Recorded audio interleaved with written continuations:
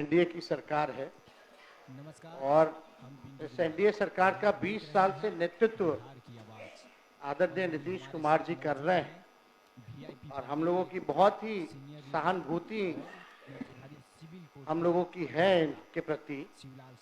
लेकिन जो स्थिति जो बनी हुई है, हम लोगों ने अमित शाह जी का बयान देखा, बड़ा आर्टिकल में छप के आया था। भाई चुनाव तक तो मुख्यमंत्री जी ही नेतृत्व करेंगे, लेकिन चुनाव के बाद जो है समय बताएगा कि कौन बिहार का मुख्यमंत्री होगा। तो ये तो लंबा चौड़ा हम लोगों ने देखा है। आखिर क्या कारण है कि अमित शाह जी को अब नीतीश जी पर भरोसा नहीं है? अगर भरोसा है तो अमित शाह जी अभी आने ही वाले हैं सीतामढ़ी। सीतामढ़ी में ऐलान कर दें कि यही होंगे 2025 से 30 तक एनडीए के मुख्यमंत्री के चेहरा। हालांकि अब रिपीट होने वाला नहीं है। अब सरकार भी इजाजत नहीं देती है कि खटाड़ा गाड़ी जो है, सरकार भी महोदय इजाजत नहीं देती कि खटाड़ा गाड़ी जो है 15 साल से ज्यादा चलाई जाए। शांति बनाए रखिए, शांति बनाए रखिए। बोलिए ना। सरकार खटारा गाड़ी को 15 साल इजाजत नहीं देती है महोदय, कोई गाड़ी को 15 साल से ज्यादा चलने का। इस बार बिहार की जनता ने भी मन बना लिया है कि 20 साल वाली खटारा सरकार अब बिहार में चलेगी नहीं, रिपीट नहीं होगी। देखिए महोदय, कटौती प्रस्ताव के पक्ष में हम इसलिए बोल रहे हैं महोदय, 20 साल से इनका नेतृत्व, फिर वही बात, एक मिनट अध्यक्ष महोदय, हम कहना चाहेंगे कि जिसको खटारा कह रहे हैं, जिनके पिताजी पूरे बिहार को बर्बाद करके खटारा बना दिए, मुख्यमंत्री उसी को आज नए ढंग से सजा कर करके अब फुल स्पीड में गाड़ी लेके चल रहे हैं। इनके पिताजी के ऊपर ध्यान रखें। मुख्यमंत्री तो सब जिला दौड़ के प्रगति के कई आयाम तैयार कर रहे हैं। बोलिए अध्यक्ष महोदय जी, हम इनके पीड़ा को समझते हैं। लखीसराय में एक केंद्र मंत्री हैं जो इनको जीने नहीं देते हैं, और एक सम्राट चौधरी जी का हाइट इतना बड़ा है, प्रधानमंत्री रहते तो पीछे पीछे बौना जैसा ही रहते हैं, तो अपना कुंदस सदन में उतारते हैं। भाई अरे भाई, लालू जी ने आपका क्या बिगाड़ा? जो बिगाड़ा उधर कहिए ना। अब कुछ दिन पहले तो एनडीए के बैठक में पीछे चौधरी जी और आप लोग क्या कर रहे थे भाई? खैर, हम इनके एक नेता विरोधी दल, नेता विरोधी भांडा फोड़ नहीं करेंगे। एक मेरा आग्रह है, अब बैठिए, मुझे बोलना चाहिए ना, मुझे बोलना। मेरा एक आग्रह है, आप शांत रहिए ना, शांत रहिए। आप नेता विरोधी दल है, संजोग से मुझे भी वहां 2.5 साल रहने का अवसर मिला है, लेकिन मैं इतना जानता हूं। अरे बैठिए, चुपचाप रहिए। मैंने भी वहां 2.5 साल रहने अपना समय बिताया, और मैं मानता हूं कि तीखी से तीखी बात कहने का अधिकार नेता विरोधी दल को है। लेकिन यह भी है कि 2.5 साल वहां रहने के बाद अगर भाषा का संयम हो तो तीखी से तीखी बात कही जा सकती है।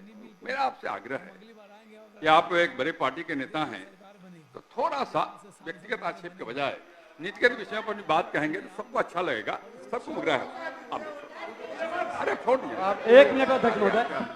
नहीं, नेता प्रतिपक्ष महोदय, नेता प्रतिपक्ष बहुत सच को कहे कि इनके माता पिता पूर्व मुख्यमंत्री हैं।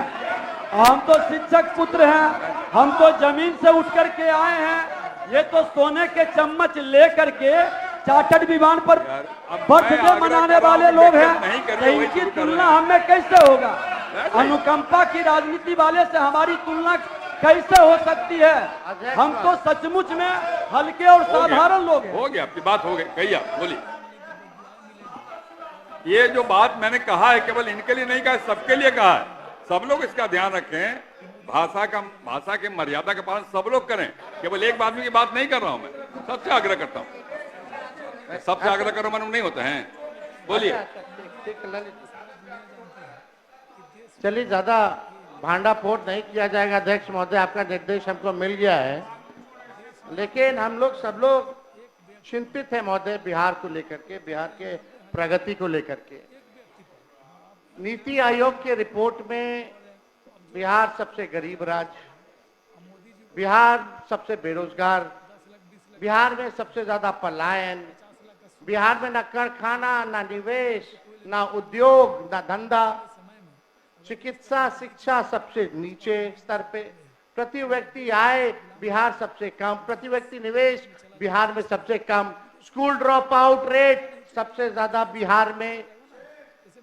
20 साल हो गए महोदय, अभी प्रधानमंत्री जी आए, बोले कि चीनी का मिल, अब तक वो चीनी का मिल नहीं चालू करा पाए।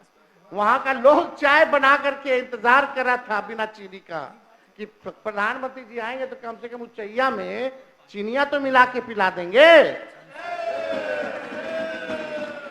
चीनी मिल बंद, जूट मिल बंद।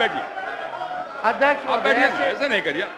नहीं बैठ जाइए, हो गया। हर बात में नहीं बोलिए ना, आपको जो अवसर मिलेगा तो बोलेंगे ना। आप बैठ जाइए ना, आपका समय आएगा, बोलिए, व्यवहारिक रहिए।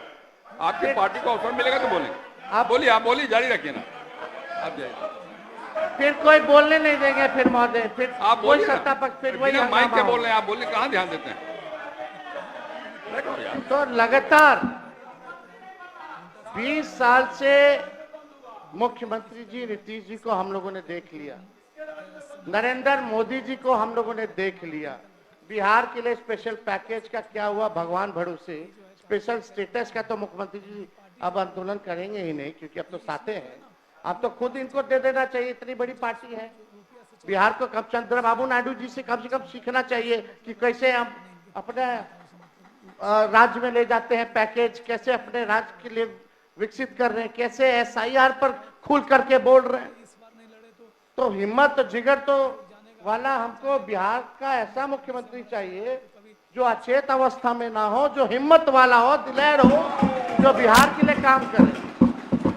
माननीय मुख्यमंत्री जी यहाँ है, माननीय मुख्यमंत्री जी यहाँ, हम इनका पूरा सम्मान करते हैं और आगे भी करते रहेंगे। जो लोग बगल में बैठे हैं वो आपका कभी भला नहीं चाहते, हम आपको सचेत कर रहे हैं। और आपके आसपास के जो लोग जो हैं, 3-4 लोग, वो हाथ मिला लिए भाजपा से। ये बात आप याद रखिएगा, समय आएगा तो आप ये बात जरूर आप हमको बोलिएगा। अब लोग चर्चा करता है कि भाई जदयू अब जदयू नहीं रह गई, अब भाजपा का प्रकोष्ठ बन करके रह गया। अध्यक्ष महोदय, हम मुख्यमंत्री जी हैं, हम लोगों ने कभी भी नहीं देखा, अभी भी नीति आयोग की बैठक हुई, माननीय मुख्यमंत्री जी नीति आयोग की बैठक में नहीं गए। क्यों नहीं गए?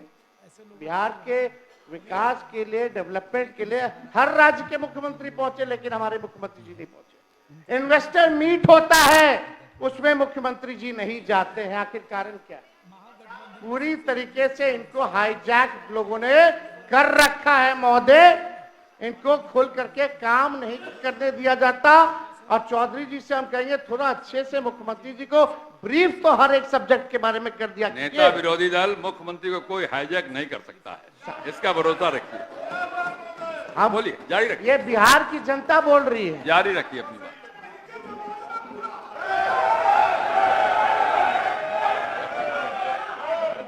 अध्यक्ष महोदय, अब हर मामले में बिहार, हम पूछना चाहते सरकार में बैठे हुए लोगों से, एक चीज बता दीजिए जिसमें देश में बिहार नंबर 1 हो। एक चीज में बता दीजिए जिसमें बिहार नंबर 1, किसी चीज में नहीं। पेपर लीक होता है लगातार, जो है अंधाधुंध जो है बिहार में गोलियां चलाई जा रही हैं, कहीं लॉ एंड ऑर्डर का क्रिमिनल डिसऑर्डर हो चुका है महोदय पूरे बिहार में। आप देखिएगा अध्यक्ष महोदय,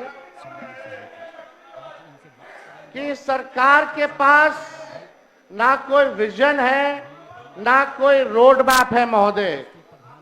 कोई विजन और कोई रोड मैप नहीं है कि अगले 5 साल अगर इनको फिर से मौका मिले तो ये बिहार की जनता के लिए क्या करेंगे।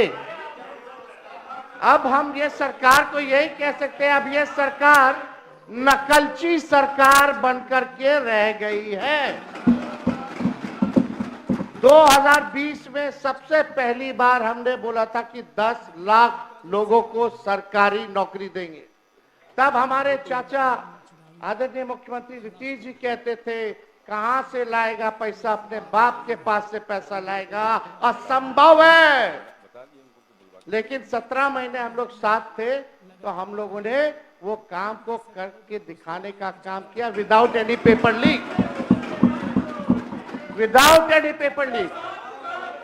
और अद्भुत है, अब जब पेपर लीक कैसे रुकेगा बिहार में, इनके जब भाजपा आती है तब पेपर लीक होता है महोदय। और हमने उप मुख्यमंत्री जी का, सम्राट चौधरी जी का बयान सुना, ये तो मानते ही नहीं है कि पेपर लीक आज तक बिहार में हुआ है, तो पेपर रद्द क्यों होता है? वो आप अपने समय में बताइए। ये आप भी ना बोले थे, आप बोले थे, बताइए। हम अभी मोबाइल में दिखा दे, अभी मोबाइल में दिखा दे। नहीं होता। अरे और कैसे? अरे आप बताइए तो किस मामले में हुआ, मामला क्या है, किस तरह का मामला है, वही तो ठीक जानना ठीक चाहते ठीक ठीक हैं। नहीं, इससे बोलने से नहीं होता है। अच्छा ठीक। अरे तो- यानी आप बोल रहे पेपर लीक नहीं हुआ आज तक? एकदम नहीं हुआ है, बताइए, आप बताइए। अरे सिर्फ ऐसा करने से क्या होगा? आप हमारा काम कर दिए, अरे आप बताइए। आपने हमारा काम कर अरे आप क्या काम कराइएगा, आपको पता ही नहीं है। जब बिहार में सरकार मानती आपको नहीं बताना पेपर तो लीक होगा, चाहिए। तो यही नहीं घोटाले पता बाजों बेचारे को यानी को। संरक्षण दे रहे, ये बेचारा को पता ही पेपर नहीं है। लीक वाले को संरक्षण दे रहे। जारी रखिए, आप जारी रखिए। ये बेचारा आपको बेचारा बना दिया, उद्दी करा है। खैर छोड़िए, अब तो चौधरी जी बोलेंगे कि पेपर लीक हुआ कि नहीं हुआ आज तक। खैर वो अलग बात है। को क्यों बार बार कर ये आप तो बोलवा रहे हैं जबरदस्ती। महोदय हम ही को कह रहे थे कि मुख्यमंत्री जी को सही सलाह दीजिए, इनको लोग हाईजैक कर रहे हैं। तो महोदय हम तो आप साथ में थे, तब भी हम साथ में थे कि और आप भी हाईजैक करने की कोशिश किए, लेकिन कहाँ हाईजैक किए। हम तो उसके गवाह, हम तो महोदय हम तो इसके गवाह हैं कि हमारे मुख्यमंत्री जी को कोई हाईजैक नहीं कर सकता है, ये हम लोगों ने देखा है। नहीं, जारी रखिए। आप तो कुछ हो बोल दीजिएगा, मुंह है तो कुछ भी आदमी बोल सकता है, लेकिन मुख्यमंत्री जी तो यही बोल करके आए थे कि हमारे दल को तोड़ रहा है। सोचिए, ऑपरेशन लोटस चल रहा है। खैर इस पे हमको कुछ कहना नहीं है। अध्यक्ष महोदय, विषय पे आते हैं। ज्यादा हम ये कह रहे थे अध्यक्ष महोदय कि सरकार के पास कोई विजन नहीं है और ना ही कोई रोड मैप है, और ये सरकार नकलची सरकार है। हम लोगों ने रोजगार की बात की तो अब रोजगार की बात हो रही है। मैंने खुद बिहार भर घूम करके गांव के महिलाओं से जब मिले तो यही सुनने में आता था, बाबू खाली 400 रुपया पेंशन मिल रहा है। अध्यक्ष महोदय ऐसे डिस्टर्ब बात, थोड़ा ऑर्डर में आप लाइएगा, संरक्षण दीजिए महोदय। तो आप लोग शांत रहिए, शांत रहिए। ये नकलची सरकार। अध्यक्ष महोदय, हमने कहा कि 1500 रुपया अगर हमारी सरकार बनेगी तो हम वृद्धा पेंशन, विधवा पेंशन, दिव्यांगों का पेंशन बढ़ाएंगे। अब सरकार आज समाज कल्याण, अध्यक्ष महोदय ऐसे क्या, ये क्या हो रहा है? अध्यक्ष महोदय एक मिनट बोलेंगे। अध्यक्ष महोदय, दो बार ये उप मुख्यमंत्री रहे, एक भी योजना अपने विभाग में अगर इन्होंने शुरू किया हो, एक भी योजना, और 2.5 साल उप मुख्यमंत्री में जो जो बोल रहे हैं कि नीतीश जी का नकल कर रहे हैं, 2.5 साल में एक योजना अपने विभाग में दिया हो तो पता है। यही रखिए, शांत रहिए, शांत रहिए, शांत रहिए, बोलने दीजिए, शांत रहिए। चलिए चलिए, तेजस्वी आगे आगे रहता है, इनकी सरकार पीछे पीछे रहती है, इसी बहाने हमारे गरीब का तो भला हुआ। लेकिन हम बोले 1500 ही किए, 1100 1500 कर देते, क्या दिक्कत है? अरे आप लोग ठीक है।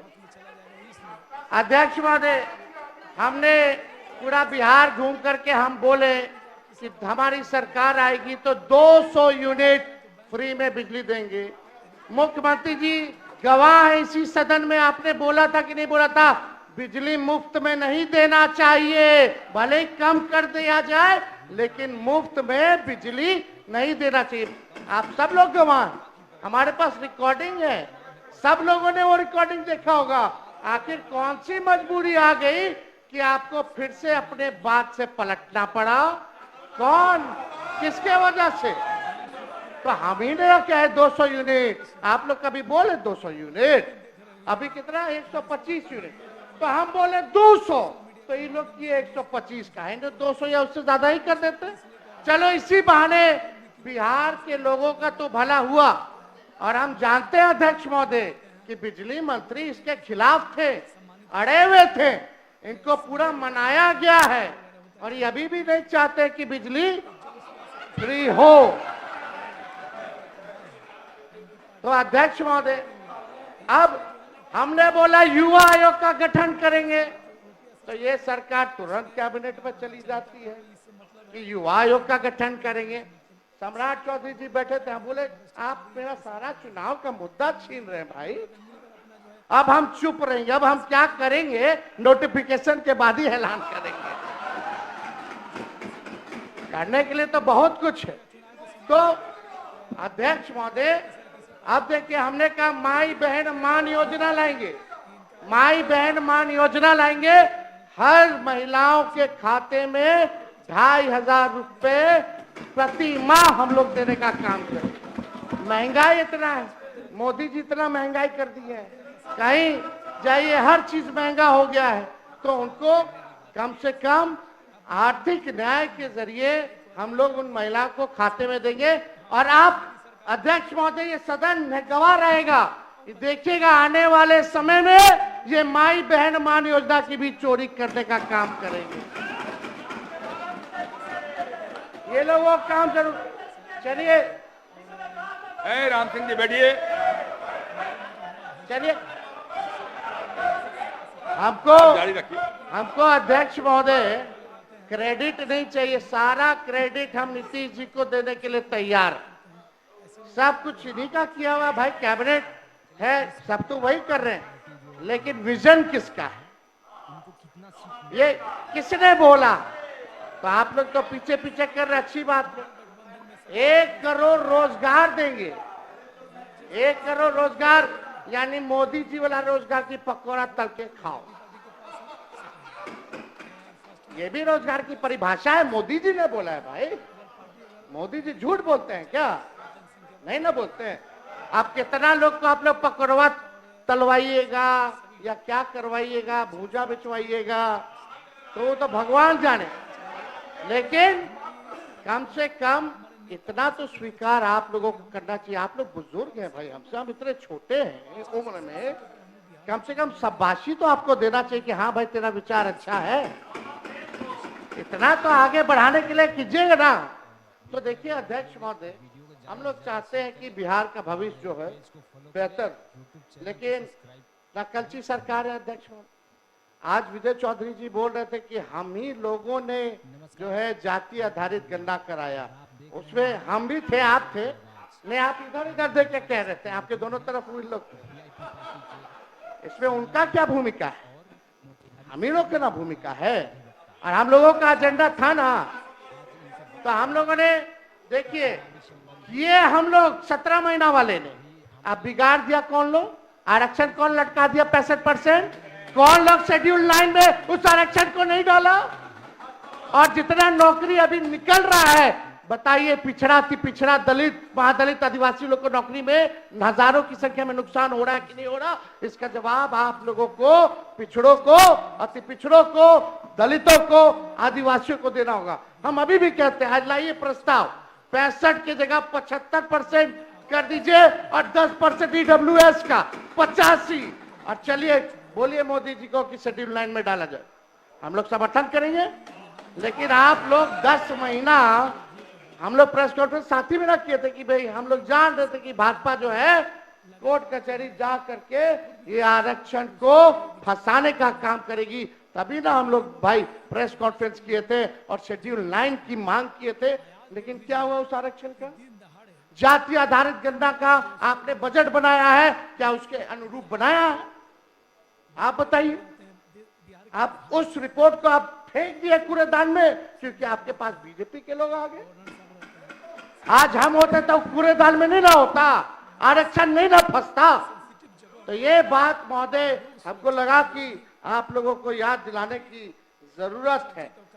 स्पेशल स्टेटस, स्पेशल पैकेज तो छोड़ दीजिए, प्रधानमंत्री जी अब तो सब नेता लोग आ रहा है बिहार में चुनाव है, लेकिन आप ये देखिएगा एक बार भी बिहार के लिए वो क्या करेंगे।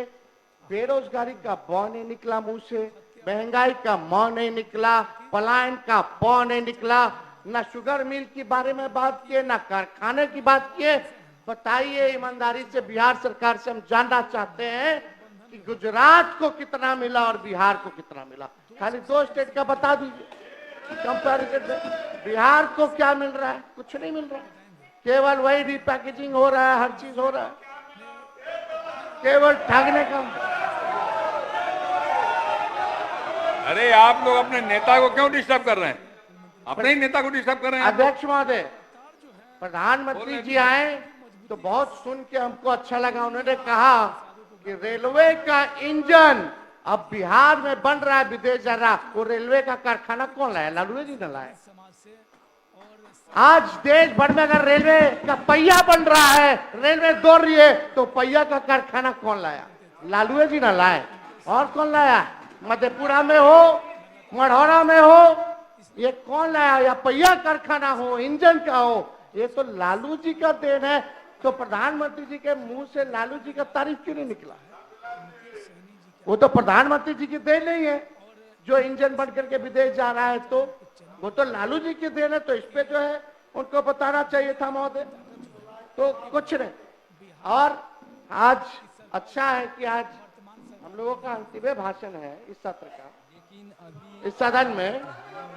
लेकिन एक बात है, परिवारवाद के खिलाफ तो लोग बहुत बोलते हैं। नेशनल दामाद अलायंस या नेशनल दामाद आयोग, उधर मांझी जी का दामाद जी फिट हो गए, इधर अशोक चौधरी जी के तो आरएसएस कोटा से, आरएसएस कोटा से इनके दामाद आरएसएस कोटा से हुए, और चिराग पासवान जी के जीजा हो गए। क्या बात है? आप प्रधानमंत्री जी, अब आप लोगों को परिवारवाद नहीं दिख रहा? आप परिवार पे ध्यान नहीं दीजिएगा? अब तो आपको बताना होगा कि आपके सरकार में नीतीश कुमार जी के रहते हुए आरएसएस कोटा भी चल रहा है। अब आने वाला समय में कौन कौन कोटा से किसको किसको टिकट मिलेगा, कौन कौन मंत्री होगा, कौन कौन आयोग का मेंबर होगा, ये तो बिहार की जनता तो जानना चाहती है। तो बताना चाहिए कि आखिर क्या सच्चाई है। ये नेशनल दामाद आयोग बोला जाए कि नहीं बोला जाए, या नेशनल दामाद अलायंस ही बोल लीजिए, क्योंकि सब दामाद लोग तो एक ही साथ आ गए, तो सब नेशनल दामाद लोगों का अलायंस हो गया है। यही एनडीए की परिभाषा है महोदय। तो ये सरकार को क्या लेना देना? कोई मतलब नहीं है, विकास से मतलब नहीं है, बस कुर्सी बचाओ, सेटिंग गेटिंग करो, जोड़ तोड़ करो, ईडी सीबीआई लगाओ, इलेक्शन कमीशन का दुरुपयोग करो। पहले अध्यक्ष महोदय होता था कि वोटर सरकार चुनती थी, आजकल सरकारें वोटर को चुन रहा है। ये सच्चाई है। ये हालात हो गए अध्यक्ष महोदय। हम तो एसआईआर पर आप बोल रहे थे, जब विजय चौधरी जी बोल रहे थे तो ऐसा लग रहा था कि इलेक्शन कमिश्नर ज्ञानेश गुप्ता जी बोल रहे हैं। क्यों बाबू, कुछ अलग नहीं बोले? वो आज तक प्रेस कॉन्फ्रेंस नहीं किए। इतना बड़ा ड्राइव चल रहा है 2003 के बाद, सामने नहीं आए, प्रेस नोट भेजते हैं। ऐसा लग रहा था कि चौधरी जी ज्ञानेश गुप्ता बनकर के हमारे सदन में आ गए हैं और वही प्रेस नोट को पढ़ रहे हैं, ऐसा ही लग रहा था। अब तो लग रहा है कि भाई दाल में कुछ काला है, पूरा एकदम लग रहा है कि भाई कोई ना कोई बात है। ये तो आप ही ने सबको काला पहनवा दिया है, और 3 दिन से एक कुर्ता सब लोग पहने हुए हैं। दिखाने के लिए, प्रोटेस्ट का सिंबल है काला। तो आपने बोला कि बहुत अच्छे से आपने जलेबी उतारी। जलेबी ना उतार रहे थे, इंटरेस्टिंग देखिए, आपका जलेबी का काट जलेबी लाए। पुनरीक्षण के गन्ना प्रपत्र पर देवघर में बिक रहा जलेबी। बड़ा ईमानदारी से काम हो रहा है भाई। जो प्रोसेस है, अंगूठा मार रहा बीएलओ, साइन कर रहा, वोटर को पता नहीं कि उसके फमुआ जमा हुआ कि नहीं हुआ, वो भी बिना डॉक्यूमेंट के। बस केवल टारगेट पूरा करना कि हमको 25 दिन के अंदर 99% सुप्रीम कोर्ट में दिखा देना है। सत्यापन कैसे हो रहा है आप लोग सब लोग जान रहे हैं, किसी से छुपा है। लेकिन आप जब बोल रहे थे तो ऐसा लग रहा था कि आप जमीन पे नहीं है। जमीन के हालात चौधरी साहब माफ कीजिएगा, ना आपको ना सरकार को पता है। या तो पता है, अब पूरी तैयारी इलेक्शन कमीशन के साथ आप लोग मिलकर के कर लिए, यही दो बात हो सकता है। अब ये देखिए, ये फेंका हुआ है सबका फॉर्म, सब इधर उधर। इनका चकाई कहाँ है जी? जमुई में चकाई, ये सब। अच्छा ठीक है, पटना में फ्लाईओवर में सत्यापन का फॉर्म सब जो है बहुत पारदर्शिता से हो रहा है। आप तो बहुत अच्छे से बोल रहे थे, ये आप लोग को नहीं दिखता है, अधिकारी नहीं दिखाता होगा, हम समझ सकते हैं। अधिकारी मंत्री लोग का थोड़ी सुनता है। आजकल तो अफसरशाही जो है, लागू जो है वो हो चुका है। लोग बोले फोन करने पर भी नहीं आते हैं बीएलओ, चौथी पीढ़ी तक का कागज मांग रहे हैं। और हम जानना चाहते हैं, आप बिहार सरकार यहाँ बैठी हुई है, कितना 11 जो डॉक्यूमेंट मांगी है जो इलेक्शन कमीशन, कितना % बिहारी लोग के पास वो 11% वो 11 डॉक्यूमेंट है? कितने % बिहारियों के पास, कितने लोगों के पास? अब बिहार सबसे फिसड्डी है डॉक्यूमेंट के मामले में, जिनके पास है। नहीं, आप समय आएगा तो बोलेंगे, लेकिन आप बताइए एक एक करके। एक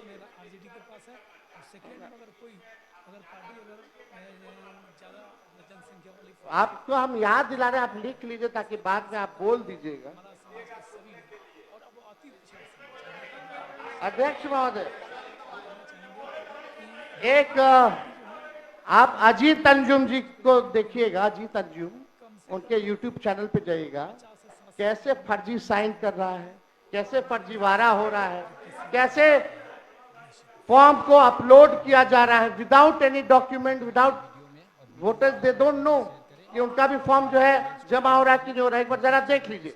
और आपकी सरकार ने, माफ कीजिएगा, एक ईमानदार पत्रकार को जो ग्राउंड रियलिटी का चेक कर रहा था, उस पर आप लोगों ने FIR करा दिया। आप अजीत अंजुम जो दिल्ली से आया, जो सच दिखा रहा है, आप कौन होते तय करने वाले? आप कौन होते हैं तय करने वाले? जो फर्जीवाड़ा आप कौन होते हैं? देखिए पत्रकार,